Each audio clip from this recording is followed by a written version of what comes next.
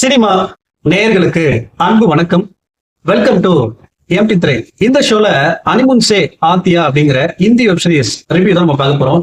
இந்த web series வந்து பாத்தீங்கன்னா G5 OTT-ல தமிழ் டப்பிங்கோட அவைலபிளா இருக்கு. இந்த வெப் சீரிஸ் உடைய கதை அப்படின்னு பாத்தீங்கன்னா, ஒரு கல்யாணமான புதுமண தம்பதி கணவன் மனைவி ரெண்டு பேரும் சந்தோஷமா இருக்கிறதுக்காக, மகிழ்ச்சியா தன்னுடைய வாழ்க்கையை தொடங்குறதுக்காக ஒரு அழகான மலை பிரதேசத்துக்கு போறாங்க. ரொம்ப மகிழ்ச்சியா அவங்களுடைய வாழ்க்கைய தொடங்குறாங்க. எதிர்பாராத விதமா ஒரு கொடூரமான கொலையில அந்த வாழ்க்கை முடியுது. அந்த கொலையை பண்ணது யாரு, எதுக்காக பண்ணாங்க, அந்த கணவனுக்கும் மனைவிக்கும் இடையே உள்ள அந்த ரகசியம் என்ன அப்படிங்கிறது தான் இந்த வெப்சீரிஸினுடைய அந்த கதை சுருக்கம்.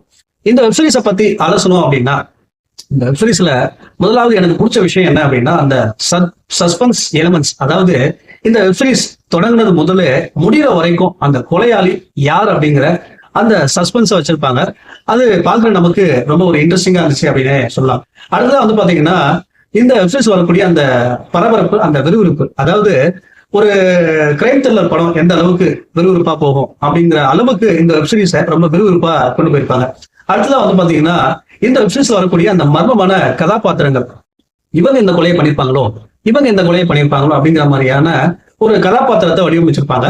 அது இந்த வெப்சீரிஸுக்கு ஒரு கூடுதல் பலமா இருந்துச்சு அப்படின்னு சொல்லலாம்.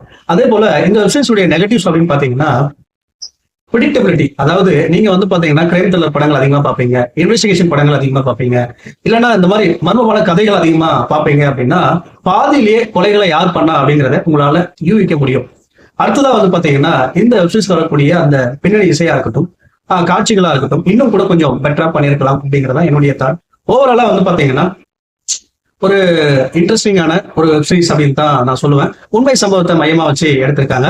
இந்த வெப்சீரிஸை பொறுத்த வரைக்கும் எம்பி3 கொடுக்குற ரேட்டிங் 5/3. அடுத்த வருஷத்துல சந்திக்கிறேன். நன்றி, வணக்கம்.